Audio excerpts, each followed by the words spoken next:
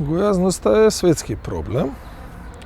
Кога зборуваме за гојазност, зборуваме за прекумерна количина на масти во телото.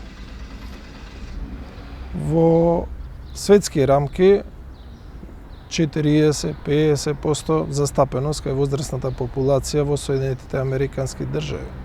Обединетото Британско кралство вели 25%. Тоа што загрижува е дека и кај децата, кај младата популација, застапеноста е исто околу 20%. Прекумерната тежина, прекумерните масти во телото, во главном се резултат на навиките во животот. Слушаме често пати генетика, во фамилијата имаме гојазност. Факт е дека тоа е многу мал процент од популацијата. Во основа е нездравата исхрана, односно храна богата со масти и јаглени хидрати, кои што се богати со калории. И вториот момент, се прејадуваме.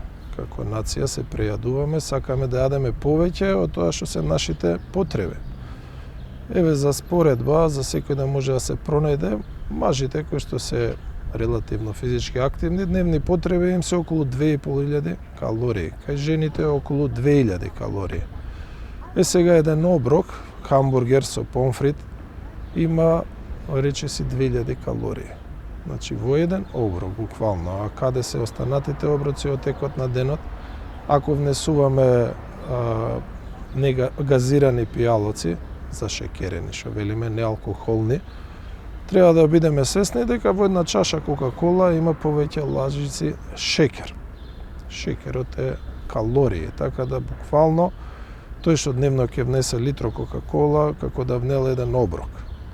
Тоа прејадување и неквалитетните калории. Значи, треба здрава храна, термички необработена, богата со растителни влакна, односно зеленчук и овоше, да бидат доминантни во нашата исхрана, за да не внесуваме вишок на калории.